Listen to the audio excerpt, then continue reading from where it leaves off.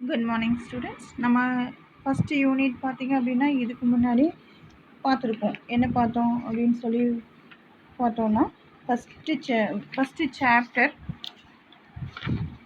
என்னது historical background of commerce in the subcontinent அப்படின்றத பார்த்தோம். அதில் introduction, barter system, hindrances of commerce, eliminations of hindrances of business அப்படின்றதெல்லாம் பார்த்துட்டோம். So இன்றைக்கி நம்ம பார்க்கக்கூடியது என்ன அப்படின்னா அதே மாதிரி ஃபண்டமெண்டல்ஸ் ஆஃப் பிஸ்னஸில் யூனிட் 1 தான். அதில் சாப்டர் 2 அப்ஜெக்டிவ்ஸ் ஆஃப் பிஸ்னஸ் அப்படின்றத பார்க்க போகிறோம். ஸோ இந்த அப்ஜெக்டிவ்ஸ் ஆஃப் பிஸ்னஸ் அப்படின்றதுல என்ன இருக்குது அப்படின்றத பார்க்கலாம். ஃபஸ்ட்டு ஒன்று என்ன அப்படின்னா இன்ட்ரடக்ஷனில் ஹியூமன் ஆக்டிவிட்டீஸ் அப்படின்னு சொல்லி கொடுத்துருக்குறாங்க. ஹியூமன் ஆக்டிவிட்டீஸ் அப்படின்னா என்ன? Activities is an activities perform by human being to meet his or her need and want or maybe for a personal satisfaction.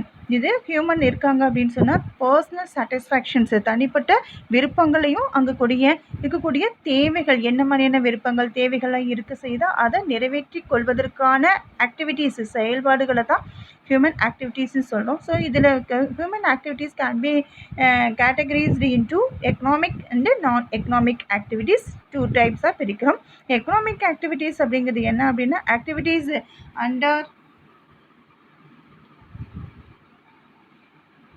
under with the objective of earning money are called economic activityன்னு சொல்லிட்டு சொல்கிறோம்.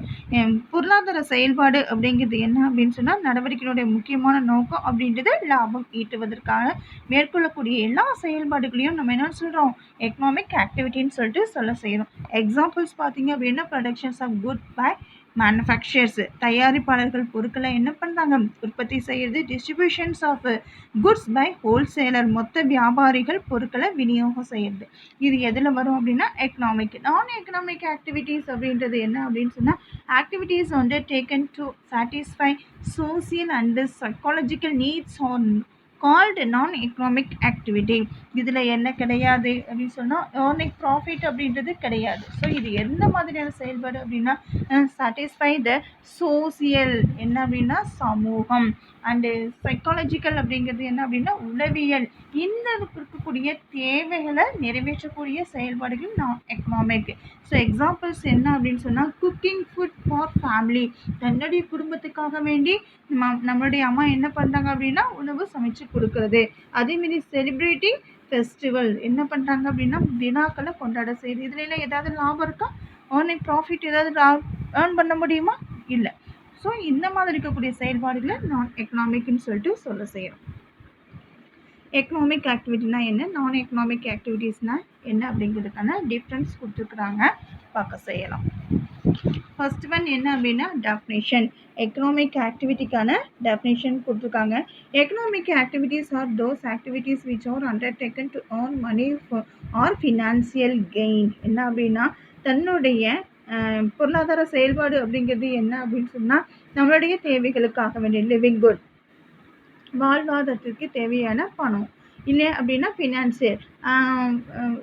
Financial பார்த்திங்க அப்படின்னா gain இருக்கு இல்லையா, ஒன்று நிதி ஆதாரங்கள் எல்லாமே மேற்கொள்கிறதுக்கு நம்ம ஈட்டுவதற்காக வேண்டி என்ன பண்ணுறோம் அப்படின்னா மேற்கொள்ளக்கூடிய எல்லா செயல்பாடுகளையும் நம்ம என்ன அப்படின்னு சொல்கிறோம் அப்படின்னா எக்கனாமிக் ஆக்டிவிட்டின்னு சொல்லிட்டு செய்கிறோம்.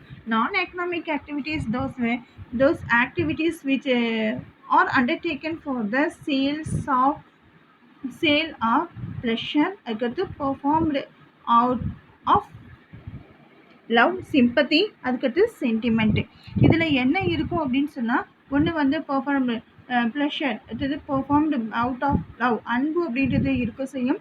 அதே மாதிரி சிம்பத்தி இருக்க செய்யும், சென்டிமெண்ட் அப்படின்றது இருக்கும். நல்ல ஒரு அஃபெக்ஷன் என்ன இருக்கும் அப்படின்னா மகிழ்ச்சி, அன்பு, இரக்கம், உணர்வுகளினுடைய அடிப்படையில் மேற்கொள்ளக்கூடிய செயல்பாடுகளை நான் எக்கனாமிக் ஆக்டிவிட்டீஸ்ன்னு சொல்லிட்டு செய்கிறோம்.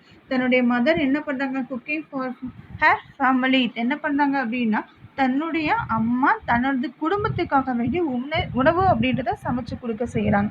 ஸோ இந்த இடத்துல என்ன கிடையாது அப்படின்னா ப்ராஃபிட் அப்படின்றது மோட்டிவ் எதுவுமே கிடையாது. ஸோ இது எல்லாமே உணர்ச்சி வசப்படக்கூடிய உணர்ச்சிகளினுடைய அடிப்படையில் செயல்படுது. தன்னுடைய அன்பை வெளிக்காட்டுறாங்க, இறக்கம் அப்படின்றது அந்த இடத்துல இருக்கும். அதே மாதிரி என்ன பண்ணாங்க தன்னுடைய ஃபேமிலிக்கு என்ன பிடிக்கும், தன் குழந்தைக்கு என்ன பிடிக்கும் அப்படிங்கிறது தெரிஞ்சு அதுக்கேற்ற மாதிரி செயல்பட செய்கிறது தான். அடுத்தது என்ன அப்படின்னா மோட்டிவ். இதனுடைய சோல் மோட்டிவான மணி. இதனுடைய முக்கியமான நோக்கம் என்ன அப்படின்னா லாபம் ஈட்டுறது தான். So undertaking for the satisfactions of a social psychological or emotional need, சமூக உளவியல் உணர்வு ரீதியாக இருக்கக்கூடிய தேவைகளை பூர்த்தி செய்கிறது. ஸோ தேர்ட் ஒன் என்ன அப்படின்னு சொன்னால் money measurement. All economic activities can be valued in monetary term. எது அதனுடைய அடிப்படையில் இருக்கும் அப்படின்னு சொன்னால் பணத்தினுடைய மதிப்பின் அடிப்படையில் செயல்படக்கூடியதாக மட்டுமே இருக்க செய்யும். நான் எக்கனாமிக் ஆக்டிவிட்டீஸ் அப்படின்றது எப்படி இருக்காது அப்படின்னு சொன்னால் cannot be valued in monetary term. இதில் பணத்தினுடைய அளவீடுகள் அப்படின்றது எதுவுமே அளவிட முடியாது. ரிலேஷன்ஷிப் அப்படின்றது are related to creations of wealth. எதை உருவாக்கக்கூடியதாக இருக்கும் அப்படின்னு சொன்னால் ஸோ செல்வத்தை உருவாக்கக்கூடிய செயல்பாடுகளுடன் இதனுடைய ரிலேஷன்ஷிப் அப்படின்றது இருக்க செய்யும். Do not create wealth. இதில் என்னது செல்வம் அப்படின்றது எதையும் உருவாக்குற செயல்பாடுகளில் இருக்காது. அவுட் ஆஃப் அவுட்கம் அப்படின்றது அடுத்தது. இதனால என்ன மாதிரியான விளைவுகள் அப்படின்றது பார்த்தோம் அப்படின்னா for all economic activities result in productions, procurement, distributions, consumptions of the goods and services. பொருள் மற்றும் சேவைகளை என்ன பண்ணாங்க இந்த இடத்துல பார்த்தீங்க அப்படின்னு சொன்னால் அதில் இருக்கக்கூடிய பொருட்களை உற்பத்தி செய்கிறாங்க. அதுக்கடுத்தது பார்த்தீங்க அப்படின்னா சேல்ஸும் அப்படி இருக்குது. இன்னொன்று என்ன அப்படின்னா டிஸ்ட்ரிபியூஷனும் இருக்க செய்யுது.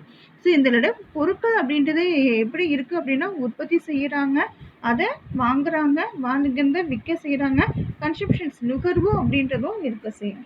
அடுத்தது the end of the result non-economic activities in a mental, emotional and psychological satisfactions of persons doing their activities. இதில் இறுதியான விளைவு அப்படின்றது என்ன இருக்கும், தன்னுடைய மன உணர்வு உளவியல் சார்ந்த மன நிறைவுகள் சார்ந்ததாக மட்டுமே இருக்க செய்யும். காலத்தினுடைய அளவு அப்படிங்கிறது there are done on a regular basic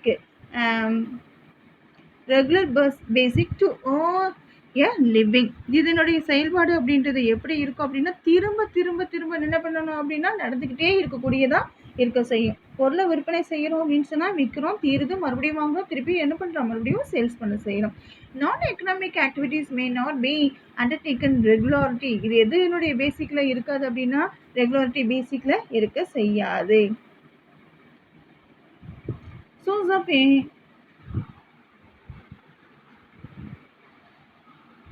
so இதனுடைய இன்ஸ்டிடியூஷன்ஸ் உருவாக்குறதுக்கான காரணம் என்ன அப்படின்னா economic activities are initiated to satisfy human needs or wants.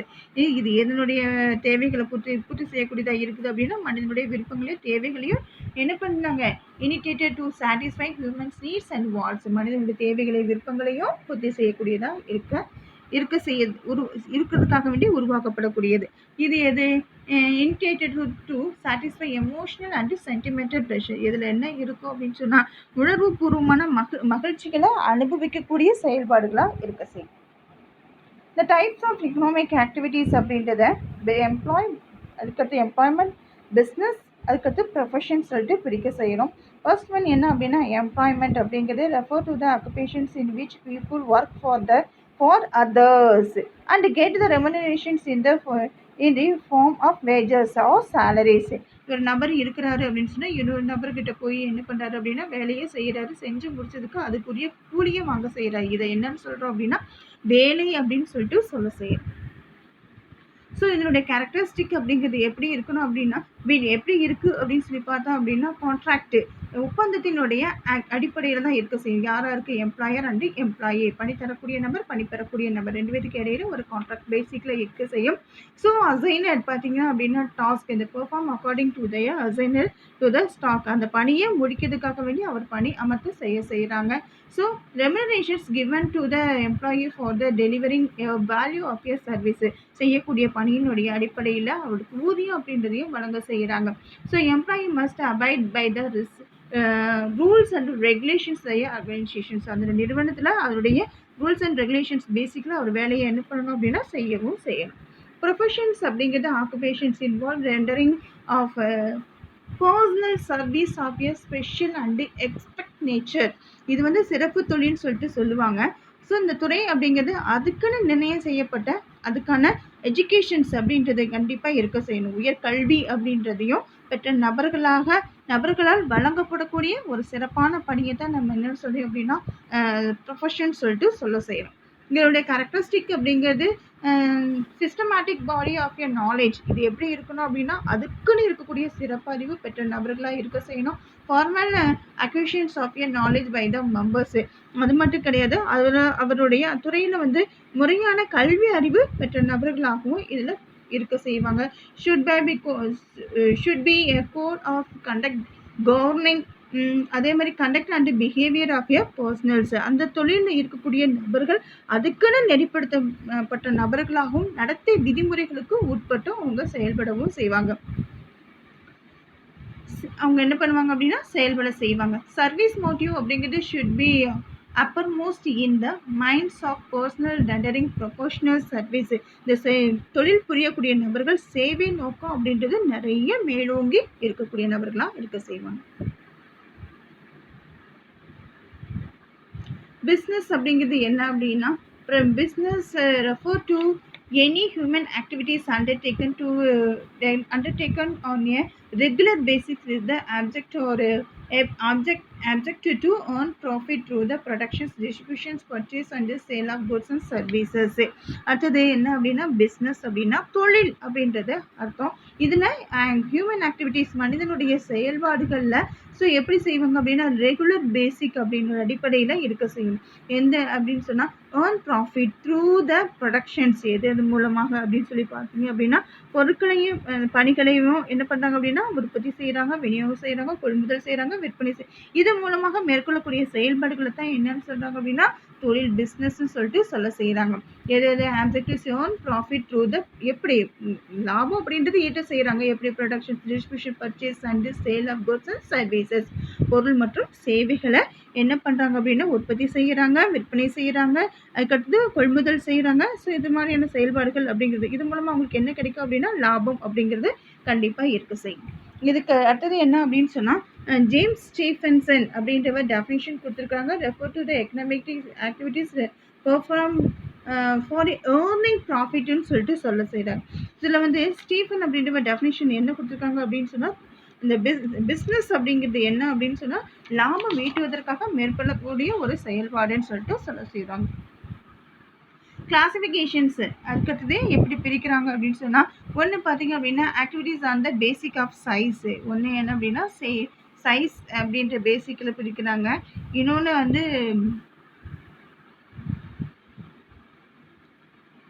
Functions, activities on the ownership அப்படின்ற பிரிவில் செகண்ட் ஒன் பிரிக்கிறாங்க. தேர்ட் ஒன் பார்த்தீங்க அப்படின்னு சொன்னால் activities on the basis of functions. ஒன்று ஃபங்க்ஷன், இன்னொன்று என்ன அப்படின்னா ஓனர்ஷிப். ஃபர்ஸ்ட் ஒன் என்ன அப்படின்னு சொல்லி பார்த்தோம் அப்படின்னா சைஸ். ஓகேவா? ஸோ ஃபர்ஸ்ட் ஒன் என்ன அப்படின்னா சைஸு. சைஸ் அப்படின்னு ஒன்று என்ன அப்படின்னு சொன்னால் ஸ்மால் ஸ்கேல், இன்னொன்று லார்ஜ் ஸ்கேல் சொல்லிட்டு ரெண்டு விதமாக பிரிக்கலாம். ஸ்மால் ஸ்கேல் அப்படிங்கிறது யூனிட் அப்படிங்கிறது ரெக்யூர்டு லெஸ் கேபிட்டல் அமௌண்ட் அப்படிங்கிறது ரொம்ப குறைவானதாக இருக்க செய்யும். எம்ப்ளாயீஸ் எவ்வளோ தான் இருப்பாங்க, ஒர்க்கர்ஸ் பார்த்திங்க அப்படின்னா மிக குறைவானதாக இருக்கும். ப்ரொடக்ஷன்ஸ் எப்படி இருக்கும், மிக குறைவான அளவு இருக்க செய்யும். அடுத்தது பார்த்திங்க அப்படின்னா லார்ஜ் ஸ்கேல் அப்படின்றது units require huge capital amount. இதில் வந்து தொழில் செய்யறதுக்கு முதலீட்டு தொகை அப்படிங்கிறது மிக அதிகமாகவும், எம்ப்ளாயீஸ் அதிகமாகவும், ஒர்க்கர்ஸ் அதிகமாகவும், அதே மாதிரி ப்ரொடியூஸ் த குட்ஸ் அப்படின்றது எப்படி இருக்கும் அப்படின்னா லார்ஜ் ஸ்கேலாக இருக்க செய்யும். அடுத்தது பார்த்திங்கன்னா ஓனர்ஷிப்பு அப்படிங்கிறது உரிமையினுடைய அடிப்படையில் எப்படி பிரிக்கிறோம் அப்படின்றத பிரிக்கிறோம். ஒன்று ப்ரைவேட் செக்டார், ஒன்று ப்ரைவேட்டு, பப்ளிக்கு, அதுக்கடுத்தது ஜாயிண்ட் என்டர்பிரைசஸ் சொல்லிட்டு 3 டைப்ஸாக டிவைட் பண்ணுறோம். ஒன்று ப்ரைவேட் அப்படிங்கிறது என்ன அப்படின்னா say to be a private enterprises which are owned, managed and controlled by a persons other than the government. இது வந்து கவர்மெண்ட் கிட்ட வராது. கவர்மெண்ட் இல்லாம உருவாங்கப்பட்டது கிடையாது. ஸோ ஒரு தனிப்பட்ட நபர், ஒரு பிரைவேட் பெர்சன்ஸ் என்ன பண்ணாங்க பார்த்தீங்கன்னா, ஒரு கம்பெனிய என்ன பண்றாரு? அமைக்கிறாரு, கண்ட்ரோல் பண்றாரு, மேனேஜ்மென்ட் பண்ணவும் செய்றாங்க. ஸோ இது என்னன்னு சொல்றோம் அப்படின்னா, பிரைவேட் என்டர்பிரைசஸ்ன்னு சொல்லிட்டு செய்றோம். பப்ளிக் என்டர்பிரைசஸ் அப்படிங்கிறது பொதுத்துறை நிறுவனம் அப்படின்றது. Enterprises said to be a public enterprises எப்படின்னு சொல்றோம் அப்படின்னா, own manage and control by government. யார் தான் பார்க்குறாங்க? யார் அமைக்க செய்றாங்க? யார் மேனேஜ்மென்ட் பண்றாங்க? யார் கண்ட்ரோல் பண்ணா? பை த கவர்மெண்ட் தான். ஸோ இருக்க மாதிரி இந்த மாதிரி இருக்கக்கூடியதை நம்ம என்னன்னு சொல்கிறோம் அப்படின்னா பப்ளிக் என்டர்பிரைசஸ்ன்னு சொல்லிட்டு செய்யலாம். அடுத்து வந்து ஜாயிண்ட் என்டர்பிரைசஸ் அப்படிங்கிறது said to be joint enterprises where it is own manage control by government and private enterprises. இதில் யாரெல்லாம் செய்கிறாங்க அப்படின்னா கவர்மெண்ட் வித் பிரைவேட் ரெண்டுமே என்ன பண்ணுறாங்க அப்படின்னா இணைந்து தான் அதை மேனேஜ்மெண்ட் பண்ண செய்கிறாங்க. ஆக்டிவிட்டீஸ் வந்து பேசிக்காக ஃபங்க்ஷன்ஸ் இண்டஸ்ட்ரி காமர்ஸ்ன்னு சொல்லிட்டு ரெண்டு விதமாக போயிட்டு செய்கிறோம். இண்டஸ்ட்ரீஸ் அப்படிங்கிறது all those business activity which are connected with the raising productions or processing of a கன்சியூமருடைய குட்ஸு. இதில் என்ன இருக்கும் அப்படின்னா கன்சியூமர்ஸோடைய குட்ஸை இந்த இடத்துல என்ன பண்ணுறாங்க? கன்சம்ஷன் சொல்லலாம். நுகர்வு சார்ந்த எல்லா பொருட்களையும் உற்பத்தி செய்யறதில் ஒன்று திரட்டுதல் மற்றும் அதை அனைத்து தயாரிப்பு நிலைகளையும் உள்ளடக்கி செயல்படக்கூடிய நிறுவனத்தை தான் நம்ம என்ன சொல்கிறோம் அப்படின்னா இண்டஸ்ட்ரி அப்படின்னு சொல்லிட்டு செய்வோம். ஸோ காமர்ஸ் அப்படிங்கிறது என்ன அப்படின்னா link between the producers and the consumer ரெண்டு பேத்துக்கு இடையிலையும் என்ன இருக்கும் அப்படின்னு சொன்னால் ஒரு இணைப்பு அப்படின்றத ஏற்படுத்த செய்யும். அதேமாதிரி goods and maintenance a smooth and uninterrupted flow of a goods from producers to consumer. நுகர்வோர் உற்பத்தியாளர் வந்து நுகர்வோருக்கு எந்த ஒரு இன்டராப்ஷன்ஸ் தங்குதடை இல்லாமல் பொருட்கள் என்ன பண்ணோம் அப்படின்னா அப்பப்போ கொண்டு போய் சேர்த்துக்கிட்டே இருக்கும். இந்த மாதிரியான நடவடிக்கைகளை மேற்கொள்ளக்கூடியதான் என்னன்னு சொல்கிறோம் அப்படின்னா காமர்ஸ்ன்னு சொல்லிட்டு செய்யலாம். கேரக்டரிஸ்டிக் என்ன அப்படின்னா ப்ரொடக்ஷன்ஸ் இன்னொன்று என்ன அப்படின்னா ப்ரொக்யூர்மெண்ட் ஆஃப் ஏ குட்ஸ். ஒன்று ப்ரொடக்ஷன்ஸ் அப்படிங்கிறது என்ன தொழிலுடைய ப்ரொடக்ஷன்ஸ் அப்படின்னா என்ன அப்படின்னா பொருட்களை உற்பத்தி செய்கிறது, இல்லை அப்படின்னா ப்ரொக்யூர்மெண்ட் திரட்ட செய்கிறது அப்படிங்கிறது. Goods must be produced or procured in order to satisfy யாருடைய விருப்பத்துக்கு ஏற்ற மாதிரி பொருட்களை உற்பத்தி செய்கிறாங்க திரட்டு செய்கிறாங்க அப்படின்னா ஹியூமன் வாண்ட்ஸ் மனித தேவைகளுக்கு ஏற்ற மாதிரி தான். Sale and transfer or exchange there must be a sale or exchange of you goods or services. கண்டிப்பாக இதில் என்ன இருக்கும் அப்படின்னா நெக்ஸ்ட் ஒன் பார்த்தீங்க அப்படின்னா சேல் அப்படின்னா என்ன, ட்ரான்ஸ்ஃபர் சேல் ட்ரான்ஸ்ஃபர், இன்னொன்று என்ன அப்படின்னா ஆர் எக்ஸ்சேஞ்சு சொல்லலாம். ஒன்று ட்ரான்ஸ்ஃபர் என்ன எக்ஸ்சேஞ்சு. இந்த இடத்துல வந்து குட்ஸ் அண்ட் சர்வீசஸ் அப்படின்றது பொருள் மற்றும் சேவையை இந்த இடத்துல விற்பனை செய்கிறது என்ன எது வரும் அப்படின்னு சொன்னால் பொருட்கள். இதில் வந்து must be a sale exchange of a goods அப்படின்றது குட்ஸ் சேஞ்ச் ஆர் சர்வீஸ் அப்படிங்கிறது.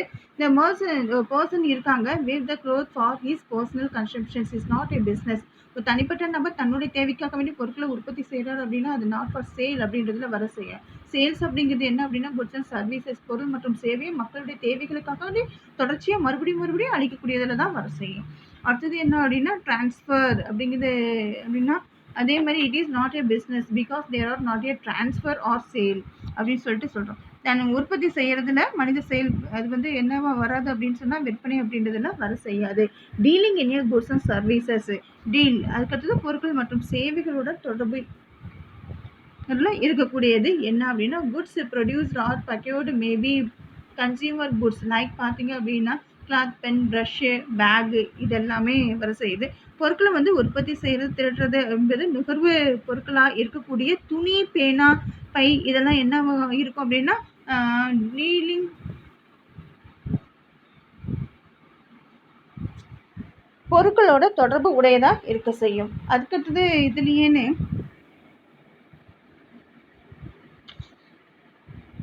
இதில் வந்து அடுத்தது என்ன கொடுத்துருக்காங்க அப்படின்னு சொன்னால் machinery service refer to the activities like வந்து supply of electricity, gas, water, transportations இது எல்லாமே எதில் வரும் அப்படின்னா சர்வீஸ் அப்படின்றதுல வரும்.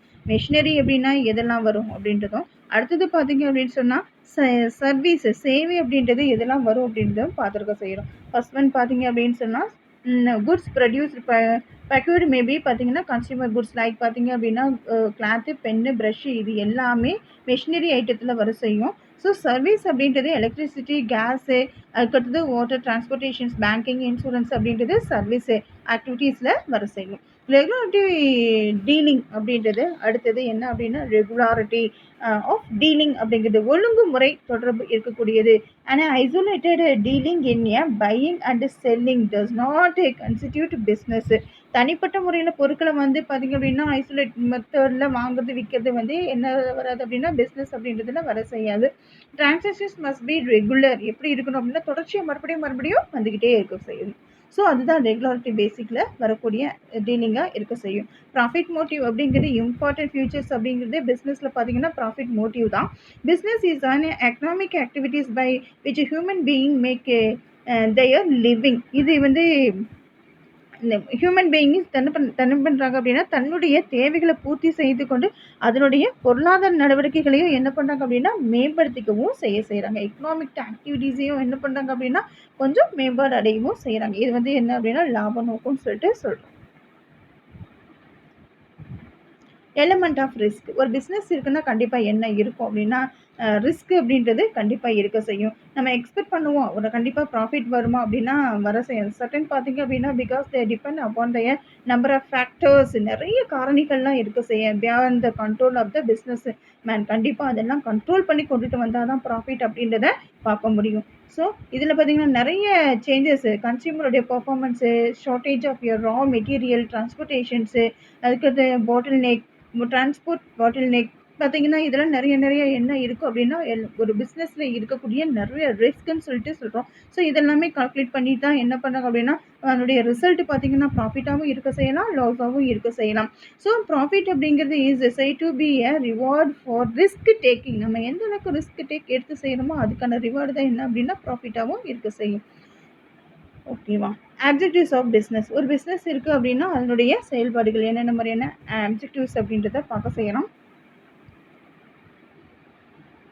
எக்கனாமிக் ஆப்ஜெக்டிவ்ஸ் ஒன்று என்ன அப்படின்னா economic activities of you business refer to the objectives of earning profit and also other activities necessary to be a pursued. ஒன்று என்ன அப்படின்னா எக்கனாமிக் ஆக்டிவிட்டி அப்படிங்கிறது என்ன அப்படின்னா ஃபஸ்ட்டு வந்து ப்ராஃபிட் மோட்டிவ் தான். எக்கனாமிக் ஆக்டிவிட்டீஸ் அப்படிங்கிறது ஏர்னிங் ப்ராஃபிட் தான். So also objectives that are necessary to be pursued achieve their profit objectives. இதில் என்ன பண்ணணும் அப்படின்னா லாபம் ஈட்டுவதற்கு நுகர்வோரை என்ன பண்ணுறாங்க அப்படின்னா அந்த இடத்துல உருவாக்க செய்கிறாங்க. அதே மாதிரி நிறைய இன்க்ளூடிவ் கிரியேஷன்ஸ் ஆஃப் ஏ கஸ்டமர்ஸை உருவாக்குறாங்க. ரெகுலர் இன்னோவேஷன்ஸ் புதிய கருவிகளை கொண்டுட்டு வர செய்கிறாங்க. தொழில்நுட்பங்களை புகுத்துறாங்க. பெஸ்ட் பாசிபிள் யூஸ் தான் அவைலபிள் ரிசோர்ஸஸ். என்னென்ன மாதிரியான வளங்கள்லாம் கிடைக்க செய்யுமோ அதுங்களையும் என்ன பண்ணுறாங்க அப்படின்னா முழுமையாக பயன்படுத்தவும் செய்கிறாங்க. இது வந்து எக்கனாமிக் ஆக்டிவிட்டிஸ். சோசியல் அப்படிங்கிறது என்ன அப்படின்னா business is designer to be achieved for the definite of a society. So ஒரு சில தொழில்கள் அப்படிங்கிறது அதுக்குன்னு அந்த சொசைட்டிக்கு ஒரு சர்வீஸ் பண்ணணும் அப்படிங்கிறதுக்கு ஏற்ற மாதிரியே அது என்ன பண்ணுவாங்க அப்படின்னா டிசைன் பண்ணியிருக்கவும் செய்வாங்க. ஸோ இது மூலமாக அவங்களுக்கு என்ன பண்ணுவாங்க அப்படின்னா operating the society utilising the scarce resources the society expected something பார்த்தீங்கன்னா return for its a welfare. இந்த சொசைட்டி அப்படிங்கிறது அவங்களுக்கு நன்மை தன்னுடைய சொசைட்டியில் இருக்கக்கூடிய மக்களினுடைய நன்மைக்காகவே நன்மை எதெல்லாம் அளிக்க செய்ய தருமோ அதுக்கு ஏற்ற மாதிரி அதை பயன்படுத்தவும் செய்கிறாங்க. அங்கே இருக்கக்கூடிய தொழில் நடவடிக்கைகள் சமுதாயத்திற்கு சிக்கல் ஏற்படுத்தக்கூடிய வகையில் அவங்க என்ன பண்ணுறாங்கன்னா அமைக்கிறது கிடையாது. அதே மாதிரி ஆர்கனைசேஷன்ஸோடைய ஆப்ஜெக்டிவ்ஸு. ஸோ இந்த organisations objectives does not those objectives organizations internally accomplished during their course of it existing economic like பார்த்தீங்க அப்படின்னா expansions, moderation, supply of a quality goods to consumers. இதில் நிறுவன நோக்கம் ஒரு ஆர்கனைசேஷன்ஸுடைய அப்ஜெக்டிவ்ஸ் என்ன அப்படின்னா முக்கியமான நோக்கம் என்ன அப்படின்னு சொல்லிட்டு பார்த்தோம் அப்படின்னா இந்த எக்கனாமிக் பொருளாதாரத்திற்கு உதவக்கூடிய வகையில் கண்டிப்பாக ஏற்படுத்த செஞ்சுருக்கணும். அதே மாதிரி அதை விரிவாக்கம் செய்யணும், அதை நவீனமயமாக்கணும் அப்படிங்கிறதுக்காக வேண்டும். அதே மாதிரி கன்சியூமருக்கு நல்ல குவாலிட்டியான பொருட்களை வழங்க செய்யணும், அவங்கள சாட்டிஸ்ஃபை திருப்திப்படுத்தவும் செய்யணும் அப்படின்னு தான் இதனுடைய முக்கியமான நோக்கமாக இருக்க செய்யுது. அடுத்தது பார்த்தீங்க அப்படின்னு சொன்னால்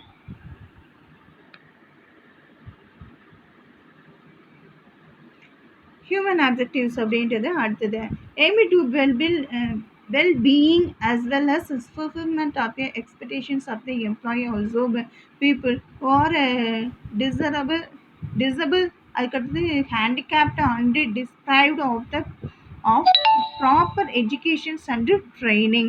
அடுத்தது என்ன அப்படின்னா மனித நோக்கம் அப்படின்றது தொழிலமைப்பில் தன்னுடைய பணியாளர்களுடைய நலன்கள் மற்றும் எதிர்காலத்தினுடைய தேவைகளை நிறைவேற்றக்கூடிய வகையில் செயல்பட செய்யணும். இல்லாதவங்க முடியாத நபர்களுக்காக வேண்டிய நலன்களையும் கண்டிப்பாக பாதுகாப்பு செய்யணும் அப்படின்றதுக்காக வேண்டி ஏற்படுத்தப்படக்கூடியது. இது எதனுடைய நோக்கமாக இருக்கும் அப்படின்னா ஒரு தொழிலினுடைய நோக்கமாகவும் இருக்க செய்யும். அதே மாதிரி நேஷ்னல் அப்ஜெக்டிவ்ஸ் அப்படிங்கிறது என்ன அப்படின்னா பீயிங் இம்பார்ட்டன்ட் பார்ட் ஆஃப் த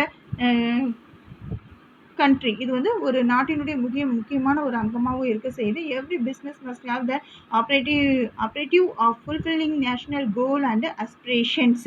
அதனுடைய நேஷ்னல் கோல் அப்படின்னா ஒரு நாட்டினுடைய நோக்கங்களையும் விருப்பங்களையும் நிறைவேற்றக்கூடிய வகையில் ஏற்படுத்த செஞ்சுருக்காங்க. நம்ம இன்னொன்று பார்க்காம இருக்கணும். என்ன அப்படின்னா பிஸ்னஸ்னால் என்ன, ப்ரொஃபஷனல்னால் என்ன, எம்ப்ளாய்மெண்ட்னால் என்ன அப்படின்றத நடுவில் நம்ம விட்டாச்சு. அதுக்கு முன்னாடி ஃபுல்லாக போயிட்டோம். சரி, அதனுடைய கண்டினியூட்டி அப்படின்றது பின்னாடி இருந்ததுனால. ஸோ இப்போ நான் பார்க்கக்கூடியது என்ன அப்படின்னு சொன்னால் அந்த பிஸ்னஸ் அப்படின்னா என்ன, ப்ரொஃபஷன்னா என்ன, எம்ப்ளாய்மெண்ட்னா என்ன அப்படின்றத பார்க்கலாம். மோட் ஆஃப் எஸ்டாப்ளிஷ்மெண்ட் அப்படின்றத பார்க்க போகிறோம். Promoters decisions, registrations and other formalities as a prescribed by law.